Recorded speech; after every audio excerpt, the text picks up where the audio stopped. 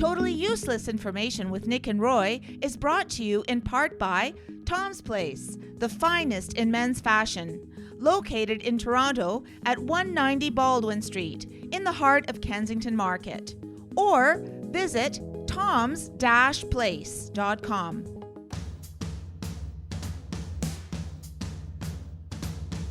It's everything you never needed to know. This is Totally Useless Information with Nick and Roy.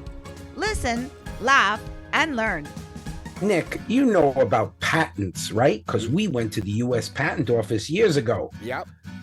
But what was the first patent ever issued? Does your alarm clock run away from you in the morning?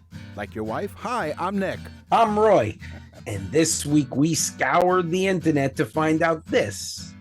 Totally useless information just for you. Plus, we'll answer your questions in the mailbag segment. This week, a listener wants to know what color toilet paper they have in France.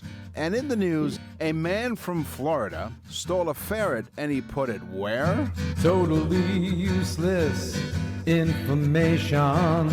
It's everything you never needed to know.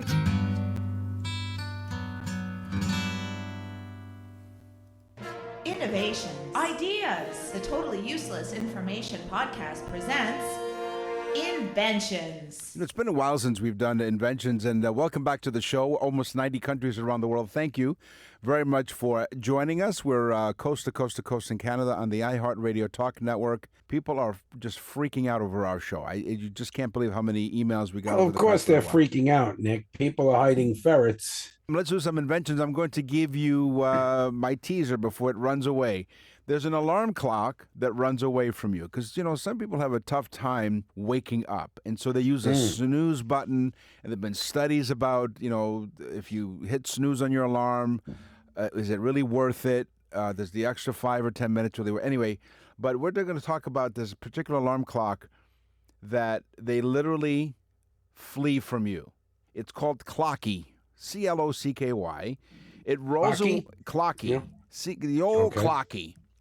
Mm-hmm. Did you ever hide your clock? No, I've never hidden my clock, Nick. But I've been called clocky sometimes. Yes, Like you're a little bit exactly. clocky. You think a bit much of yourself. You know, is it you? Yeah, it was you. I think your wife who collected clocks, and you had a wall of clocks. So basically, yeah, right. Wasn't that one of your? Yes. So it is you guys that had clocks on a wall or something. It's really quite creative in terms of. Yes. Yeah. Yeah. We had like 25 clocks in this one little section. It looked real cool. All different clocks. Yeah, it's safe to say you guys had a clock fetish. Anyway, so some alarm clocks are designed to flee from you. Clocky rolls away and hides after the first snooze attempt, forcing sleepy users to chase it down. So it hides in your room. Very smart. Yeah. So you have to get up to find the clock. That's right. And Or it'll keep going off and annoy you. right, because even if you want to hit the snooze button, you have to find the clock before you can hit the snooze button. Mm-hmm. You said that me having those clocks was a clock fetish. That's correct. And I guess from time to time it was. Oh, I see. You know See what? how I did that, Nick? Yeah. Time to time. That's you see right. A that. broken clock is right twice a day. Mm-hmm. Mm-hmm. First cell phone invented. Yeah. What about it? The first cell phone that was ever invented was done by the Motorola company. And so the Motorola company invents this phone. It's invented by an engineer from Motorola named Martin Cooper. Martin Cooper wins the race, Right. invents the first cell phone, and then what does he do for the first phone call? Like Bell, Alexander Graham Bell called up and said, Yeah. "Can you hear me?" or whatever he said, you know. Yeah. The first call was to his rival competitor named Joel Engel. Yeah. He calls Joel up as his first call. I would have loved to know what he said, like, sucker. Hey, it's Martin. I'm on my first cell phone ever invented. Yeah. And then I think How you feeling, idiot? after he said that, he said, "Would you like to buy a subscription to the New York Times?" The first telemarketer as well. I can see it now. So we have toasters as one of the appliances we have in the kitchens, right? You know, we have toasters that do all kinds of neat things. How about Oh, yeah, I want my hands in it. But go ahead. Well, when you do this, you'll be able to see it because this is a see-through toaster with a see-through window. Oh, that's cool. Well, You because can see the sometimes toasting. well, you actually are watching the bread toast in real time. It's called the Dash Clear View Toaster.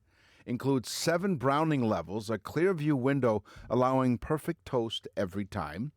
Auto shut off, of course, it prevents you from burning your toast. Because how many times have you toasted it not quite enough, and let me just put it down for another 30 seconds or whatever, and you walk away from the toaster, you get distracted by doing something else, And it burns. Then it burns, and the fire alarm goes off. The fire department shows up. Does that happen to you, or is it just me? Pretty much just you. Okay, fine. Probably only you. Only Nick, because a toaster is a very simple thing to use. Well, not I got 2 cool things about a toaster. Okay, go ahead. Number one, you have darker and lighter on the toaster. That's right. Most people think that's a heat adjustment. It's not. It's time. The longer it's in there, the darker it gets. There you go. Listen, So laugh, it's a and time learn. adjustment. Number 2 bonus fact. Yes, You know that when you look inside a toaster and it gets red hot, right? that's right. Well, if you've ever stuck a screwdriver inside of an outlet, which, by the way, folks, do not do. Yes. Do not do. But if anybody's ever touched an outlet with something metal, they know it sparks, it explodes. Right. That's because it's uncontrolled. But a toaster is a controlled dead short, and it heats up the filaments bright red and hot. So it's nothing more than a controlled short going on that toasts your toast. Yeah. I think in the summertime I wear a controlled short, and it does work really well. It works very well. Doesn't ride up. Right, Yep, exactly. doesn't ride up. Right up Mhm. Broadway. Okay. My tease. Yes. First patent ever issued. All right. Okay. Was to a guy named, first I'll say this. Deutschland, Deutschland. Let me guess. He's from Germany. Yes, he is from Germany. okay. His name was Johann Gutenberg. Gutenberg. And by okay. me saying Gutenberg, I think that people that are highly educated understand what this is. It was the first patent. It was for a printing press. Oh, Gutenberg press. The Gutenberg printing press, which we have a lot of facts about the printing press and type and all this stuff on our show, on other shows. So, but Gutenberg was the first patent. Now, that led me to say, how many patents are there today? Oh. In the U.S. Patent Office, there are 230 million patents issued. Jeez. Almost one for every American living in the United States, right? Because you have almost 300 million people, right? Yeah, pretty much. Wow. So okay, let me throw another fact. So you know what the expression, I know we didn't do, we retired expressions, but remember, mind your P's and Q's? Mm-hmm. Because in the printing press, a P and a Q look very much the same in the printing press. So what would happen is the Q upside down look like a P and so on. So mind your P's and Q's. It was where that expression Yeah, came we from, have right? all those facts, folks. Go to nickandroy.com and Check it type out. on episodes. You can listen to hundreds of them. So you're living down in Florida. It's always nice weather. You go on picnics. Up here in Toronto, we have 4 seasons, and in the spring and summer, it's quite lovely up here in Toronto. It really is. And so we go. Yeah, on you have 4 seasons, all cold. No. Toronto we're really fortunate where we have 4 seasons. Winnipeg, where it's further towards the middle part of Canada, they say it's they have 2 seasons, 8 months of winter and 2 months of really poor skating. So anyway, so how about, so you're thinking, well, I'm going on a picnic. You have a spontaneous picnic, and here's what happens. You really don't have like picnic stuff that you need, right? So for example, I have the solution for you. It's called picnic pants. Oh. So what happens is the picnic pants take advantage of the usual cross-legged position to become a comfortable surface useful for consumption of meals outdoors. So what happens is as you go into this cross-legged position, a tablecloth appears. Ah. So it's pants with a built-in table and a drink holder, right? Yeah. This invention comes from an Italian design from Acqua Calda, which translated means hot water, which is maybe not recommended for the hot beverage on your lap. But anyway, picnic pants, if you really need a place to go and have a picnic, you just put on these pants, you go into a cross-leg position, it becomes a tablecloth and a surface for you to eat your picnic lunch. So you're saying bring the picnic pants. Right. It's always good to wear those. You never know when you're going to need a tablecloth to pop out of your shorts. Well, yeah, like I said, a spontaneous picnic, you never know. Oh, yeah, yeah, yeah.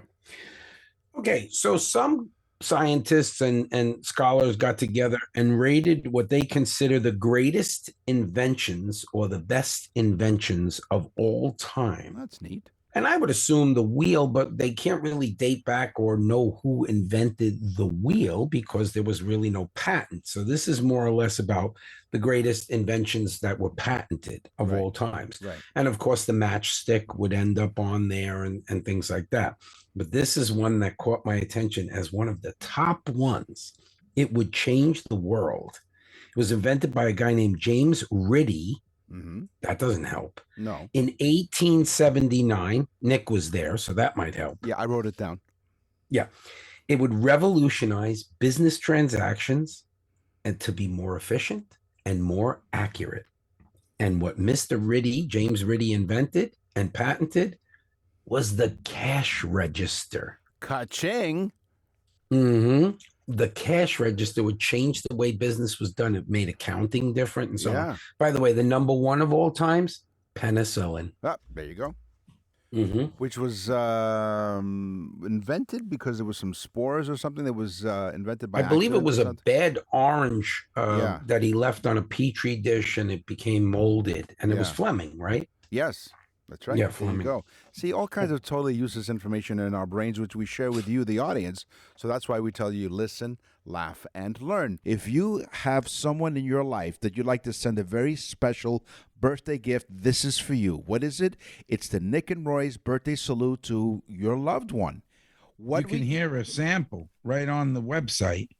Go on there, folks. If you have somebody that you say, well, they have everything, I don't know what to buy them, this is the perfect gift. Every person that's got one for somebody, they end up getting them for someone else. So go to nickandroy.com/birthdays, nickandroy.com/birthdays to get yours today. Nick and Roy will continue with totally useless information.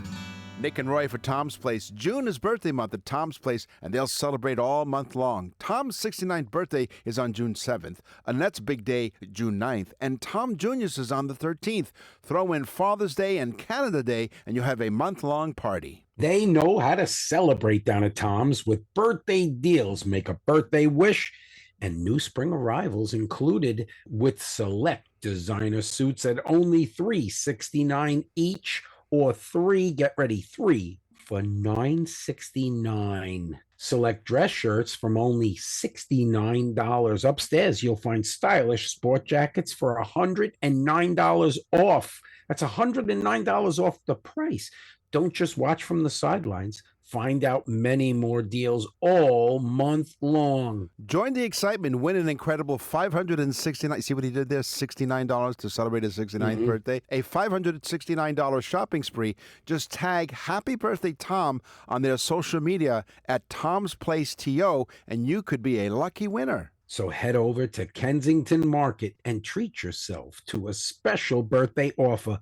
Upgrade your wardrobe and styles with brand name menswear. Tom's Place. 190 Baldwin Street in the heart of Kensington Market. Tom's Place will suit you. Not only will they suit you, but they'll celebrate with you.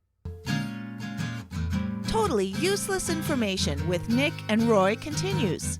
Listen, laugh, and learn. So one of the many things I really enjoy eating for lunch or dinner is or noodles. And you know, sometimes you're eating the noodles and it's just too hot, right? And you burn your tongue, right? Mm-hmm. And it hurts. It's not pleasant.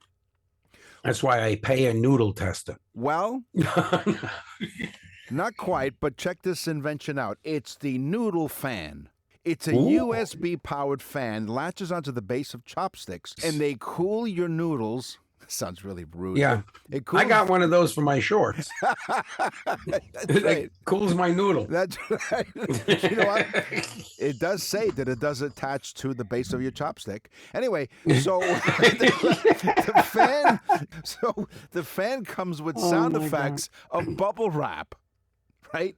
And What? some limited Why? there's some limited edition versions where they have voices of anime characters, okay?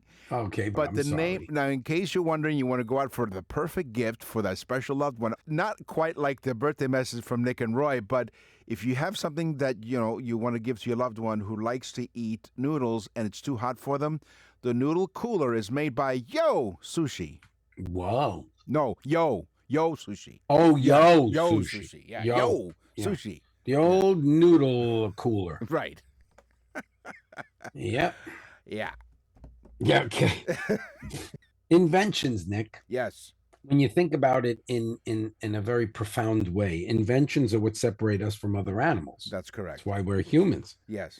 It's an eternal quest to solve a problem. And it's what sparked industrial revolutions. Basically, inventions changed the world. They changed the way we do things. And they are an eternal quest. There's always somebody saying, what's that? How does that work? How can I fix that? What can I do to, how can I invent a mousetrap, a better mousetrap, or Yep. an egg slicer, or Sure. something crazy like that? Yep. Archaeologists sat down, did an entire study. They could have just asked us, we would have told them. Of course. But what was the first invention? Was it like Gave you a hint before. the wheel? That would be on the top 10, but it is Wasn't that- not the first. Fire? Nope. Clock? Sundials? Nope. Okay, I give up. And I think They had to invent this one thing. This is how they would eventually figure out fire. They attach a stone to a stick. The stone axe. Oh, right. It Okay. would change everything. By Yes. hitting rocks against rocks, you made a spark and you started a fire. Right. By hitting rocks against a piece of wheat, you made flour. By hitting Wow. rocks against an animal's head, you got dinner. Early civilization, they rocked. Either that, and it was the first person to get stoned. That's right. Yeah.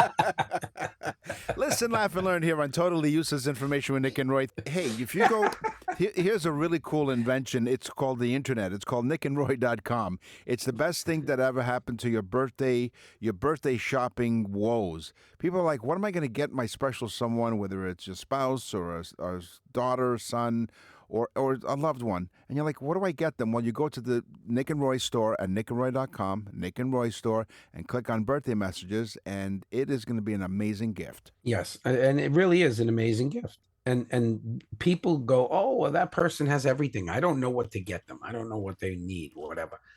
Go to nickandroy.com. Type on the Nick and Roy store. Go to birthday messages, anniversary messages. We have all different messages. But go to nickandroy.com. Mm-hmm. Type on the Nick and Roy store. There's samples there.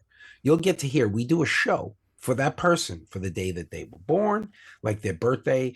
And we do an entire show about facts about their date or year. It's so cool. It's so fun. Everybody that gets them freaks out and goes nuts. And thanks to Nick and I for inventing the internet, you're able to get one. Absolutely. nickandroy.com and click on the Nick and Roy store.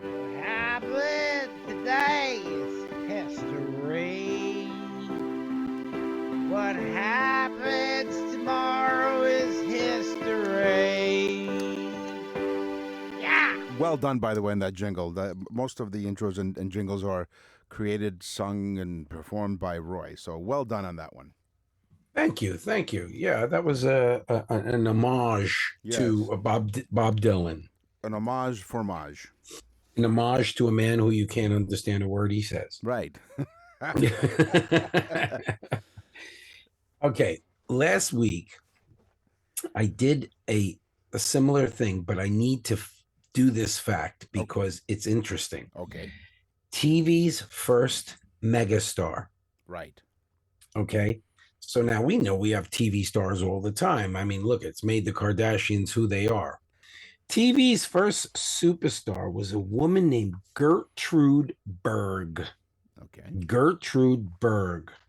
Sounds like Deutschland to me, but Gertrude Berg, she wrote, directed, and starred in the first TV sitcoms in 1949. She would win the first Emmy, and became the face of television for many years. She became the face of TV. Yeah. And most people don't know that name, Gertrude Berg. So go on the internet that Nick and I created after the show and look up Gertrude Berg. You'll see images of her and everything. Real cool. Yeah. Okay. And they go, oh, that's her. Mm-hmm. So That's history. yeah.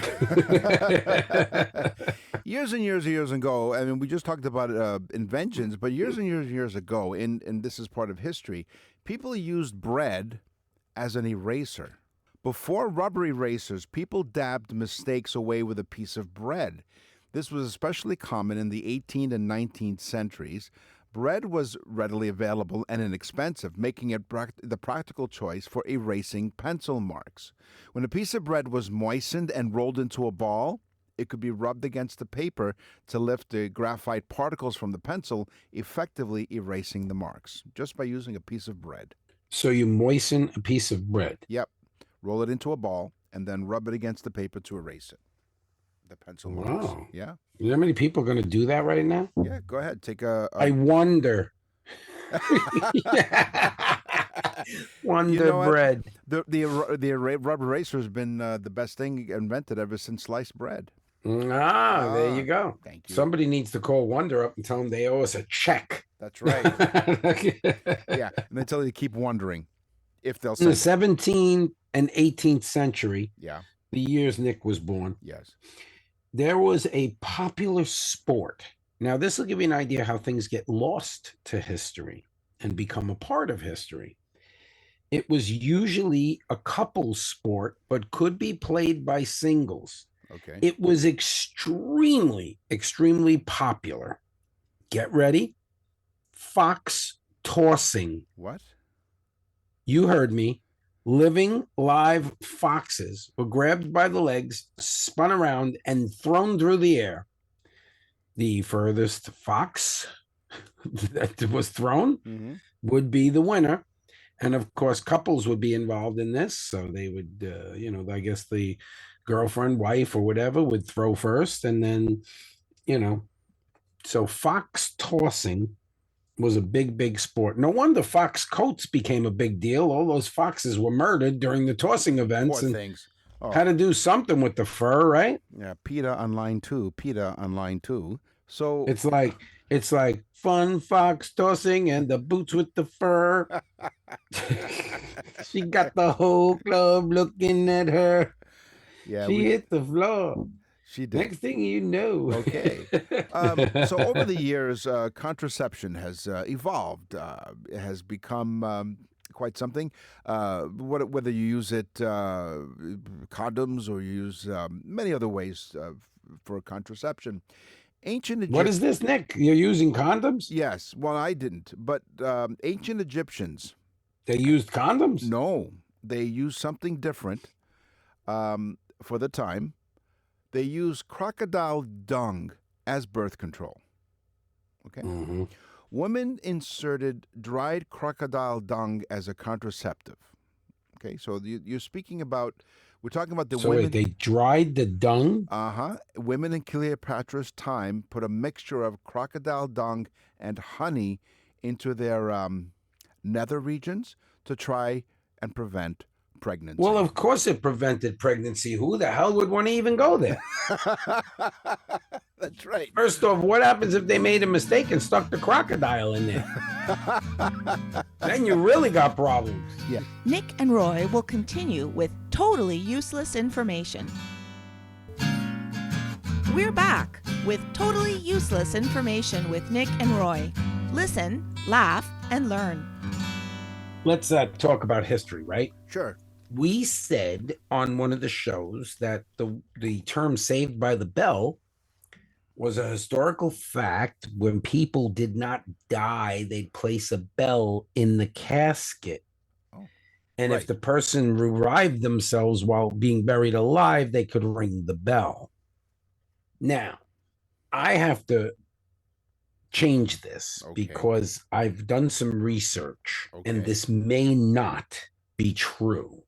Although it is true that the bells were put in there, it may not be the actual term "saved by the bell" that was used for that particular term. So for instance, yes, there were bells. Yes, it might have saved people's lives, but The actual Saved by the Bell is a boxing term. Oh. There's a rule where if you get hit, you can't be counted out after the bell. So if you got knocked down onto the canvas and the guy starts counting 1, 2, 3, and the bell rings, you're still in the fight. No matter if you can get up or can't get up, you got till the next bell, or they can't count you out. So Wow. you were saved by the bell. So that's a historic fact that needed to be changed. Well, thank you very much for doing that. See, that's You're welcome, Nick. This is why I'm here. Oh, the only accuracy. Yes, that's what surprises people: the accuracy of our users' information. That's why we provide UI. You've heard of AI? We provide UI, useless intelligence. Mm-hmm. We're going to start selling it. Oh, we will. You know it. A war was fought over a bucket, or so they thought. The war. So there was an expression, a description. The War of the Bucket was fought in 1325 between the rival states of Bologna and Modena in Italy. Yeah. It took place in the Emilia-Romagna, northern part of Italy. A common myth surrounding the War of the Bucket is that it was caused by the Modenese stealing a bucket from the Bolognese well. But that's not true. It's incorrect. But the bucket was, according to more accurate accounts, the bucket was taken as a trophy by the Modenese after the war. In fact, war was declared because Modena had captured the Bolognese castle of Montevideo. No, that's probably not what happened, Nick. They had to fill it with bolognese sauce. They needed something to put the sauce in. That's right. They ran out. They said, "Look, I know this will look like a prize to you, but we're gonna put the sauce in here." They ran out of mason jars, so they started putting the bolognese sauce in buckets. Yeah. There you go. Yeah. See, not only do we present the facts, we also correct history. Could you imagine the Italian guy standing there going, well, the bucket's not in the well. Some crazy Bolognese, he stole the bucket. When I'm done with him, he's going to kick at the bucket. Now, for those of you who are about to hit send on a complaint, Roy and I are of Italian descent, so we're allowed to make fun of our own peoples, right? Yeah, I did homages to, we literally retired the expressions category. Right. Because from time to time we will retire categories. That's right. And bring in new ones. Yes. To keep the show fun. Yes. So one of the things I did, which I wanted to discuss, was there's a term called flying off the handle. Okay. Yeah. Okay. So where does that term come from? We all know the term. Yeah. You're like, hey, stop yelling at me. Why are you flying off the handle? Yeah. Right? Someone that's erratically behaving. Shocking, right? Yeah. Dangerous. At times, yes. Yes. The saying comes from farmers and people of back then that owned homes that would buy cheap axes, cheaply made axes. They would have a metal head attached to a wooden long handle. Right. They would go to swing the axe and the metal head would go flying off the handle. Whoa. Could kill somebody, chop your own leg off. It was a very serious situation. It was. So they'd say, oh, Joe, yeah, hey, flew off the handle. Wow. Yeah, and when he did cut off his leg, they called him Neil after that. Yes, Neil. And it went right through his leg, through one of his wives. They call her Eileen. Yes. And then he has a cow that lost all 4 legs. They call that ground beef. Now it went flying between my legs. No, okay, let's stop right now. Nick. No, hold on. Let's go back to your invention. You talked earlier about flying off the handle. You talked about in the invention section about the very first invention, which was the stone axe. I'm wondering if the handles that they put on there were actually more secure than the ones they have today. So back I wish I was around to axe them. That's right. So your first president of the United States who was your first president? George Washington. George Washington. I call him Georgie because I knew him. Okay, knew him. So apparently, according to some information, George Washington grew marijuana, or did he just have the munchies? According to the Washington Post, a Farm Journal entry from August 7th, 1765, Fake news. it proved, well, hold on. It said at the time that the first president had indeed cultivated hemp on a large plot of land that he referred to as Muddy Hole, which Roy once again experienced in high school. Don't go into the muddy hole. A little bit of alligator dung, but whatever. That's what they should have called it. If they were to listen, if they would have marketed the crocodile dung and honey, now available at your pharmacy, the muddy hole. The old muddy hole. That's right. Mm-hmm. Order yours today. Okay. In the journal entry, he notes having taken too long to separate the male from the female hemp plants.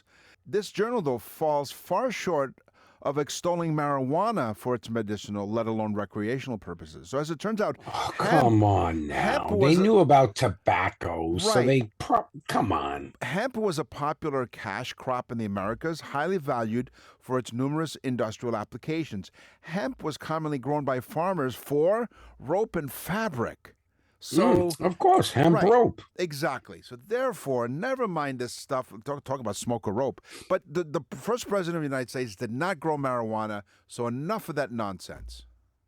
Well, he probably did, Nick, and they probably knew about it, you know? Yeah, but it's no big deal. Come on.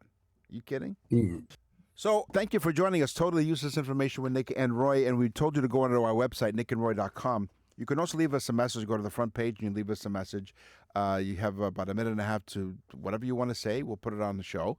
Also, if you have a business and you have a telephone system that you want something really unique other than AI to answer your phones, how about Nick and Roy? Go to nickandroy.com, click on Contact Us, and we'll provide a specialized message for your business. Like, hey, thanks for calling such and such ABC Business. If you'd like to find out more about our product, press 1. Well, what if you want to talk? We do a whole different presentation.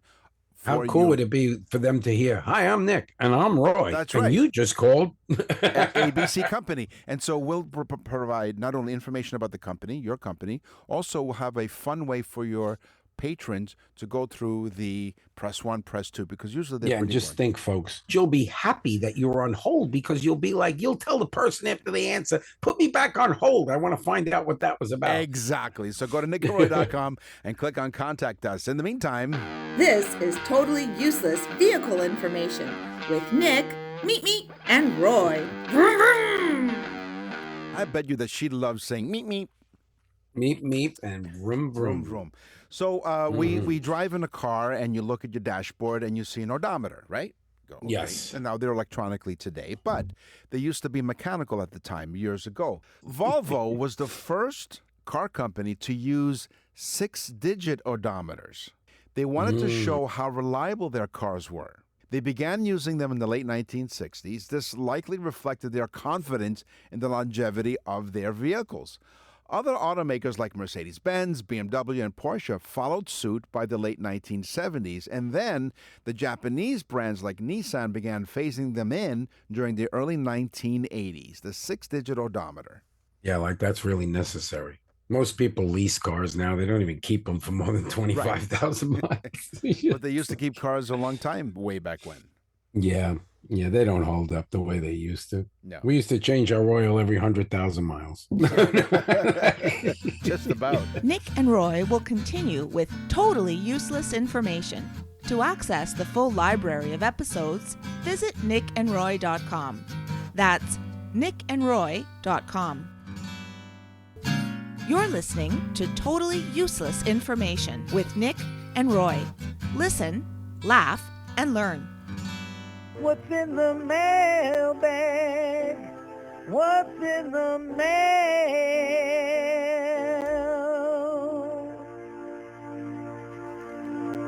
Another one of Roy's classics and jingles here on Totally Useless Information with Nick and Roy.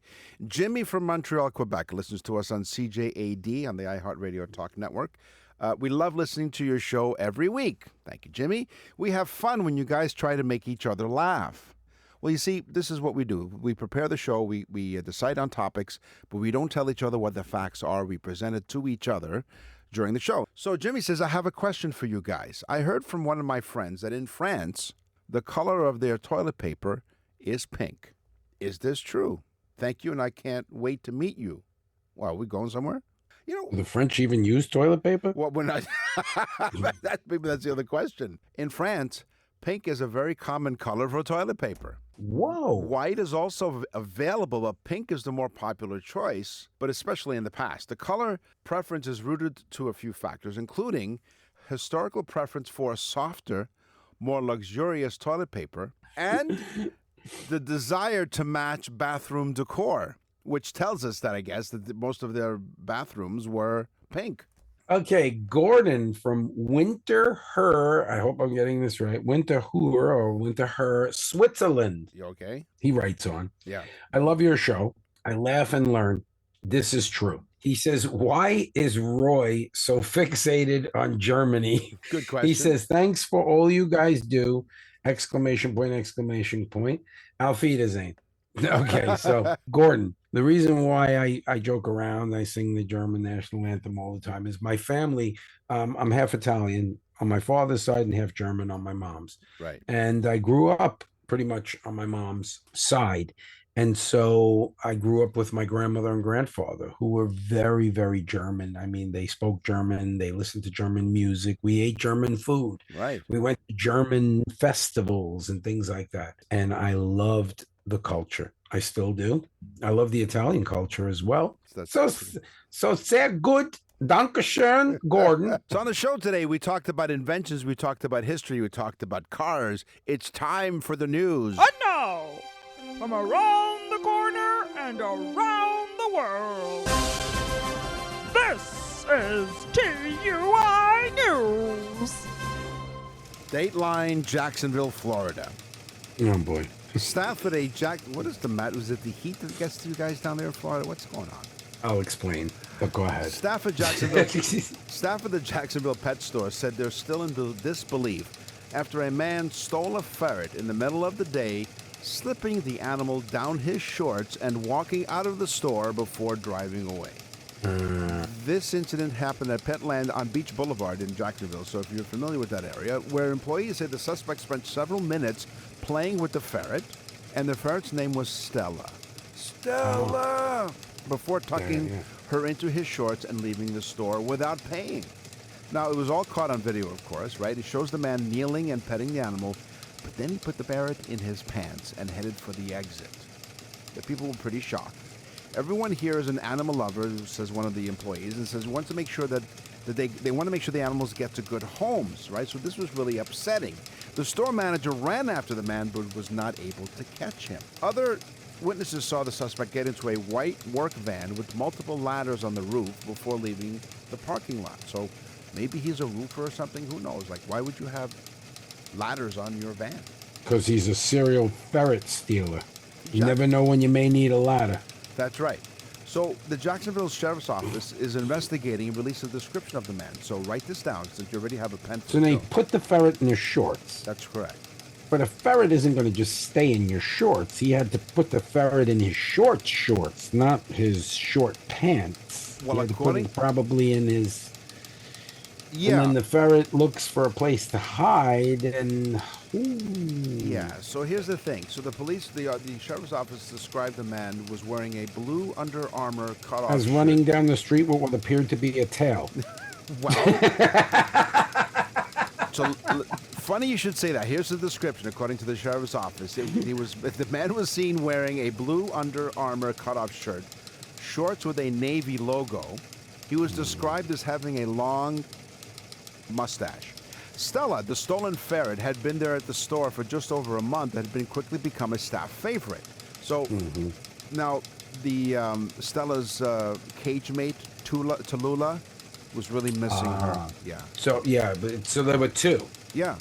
But he felt he could only handle one ferret. That's right. But you see, they're bonding animals, so they need someone else in there, right? So, Right. You should always smuggle two at the same time. Well, I think that's what they're trying to say is, look, you stole one, you idiot. You should have stolen both. Stole right? two? Sure, why not? Not Why that not? we condone stealing. You don't want to break up a ferret family. No.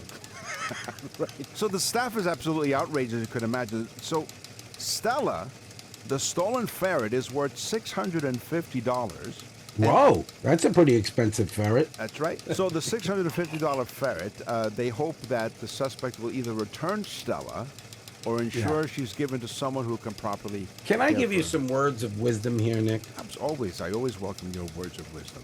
There once was a ferret named Stella who fell in love with a bow-legged fella. When the pet store employees reports that he put Stella down his shorts, she fell right through to the cellar. Anyone with information about the suspect. You know, folks, let me explain something to you. This is the God's honest truth. That was like a poem that we did as kids. And it just came to me. So we did not rehearse this at all. No, I was wondering, was that so well prosed? Was that a prose? What was Yeah, it that? used to be there once was a girl named Stella who fell in love with a bow-legged fella. When the charming young chap let her sit on his lap, she fell right through to the cellar. Yeah, that very was good. the actual poem. But it's great. But You saw what I did, Nick. I put the ferret in there. well, just I didn't put the ferret in mine. I put the ferret in the Right. story. Be careful how you put that. Yeah, you don't want to, So I'm more interested in why did this guy have a ladder? Well, that's what everyone was wondering. So they were attached to a van. That's correct. When he drove away. So here's the thing. They were witnessing this. They got the perp's vehicle and everything. They did. And here's the thing. He's still out at large. No. Anyone with information about the suspect. He's in at large. Well, let's hope Stella didn't get hungry. Anyone who finds a ferret that smells a bit odd. Contact the Jacksonville Sheriff's So they Office. never found this ferret stealer? They're still looking for the ferret stealer. Oh my God, he's on the loose. Yes. People better take their pets very seriously. I think Because I'll tell you, a ferret's one thing, but you stick a Chihuahua or maybe even a poodle, a good-sized French poodle. A good size. This guy's talented. Yeah. No, he was on the lamb with a ferret. He was on the lamb with the. He was on the lamb with the ferret. Anyway, contact Jacksonville Sheriff's Office. Hey. Yeah, I love that. You ever have that? But Italian, like a pastry, they call it a ba. How about bye? That's all the time we have for this episode of Totally Useless Information with Nick and Roy. We will scour the internet far and wide, as we do every week, to get totally useless information just for you. Tell a friend, because we're in 89 countries now around the world. Millions of people listening to this show. Thank you so much. It's because of you and because you tell everybody to listen. So thanks. Keep it up, guys. I'm Nick. And I'm Roy. Thanks for listening. Totally Useless Information with Nick and Roy is recorded and produced in Canada. For more totally useless information, visit nickandroy.com. That's nickandroy.com. Totally Useless Information with Nick and Roy has been brought to you in part by Tom's Place, the finest in men's fashion.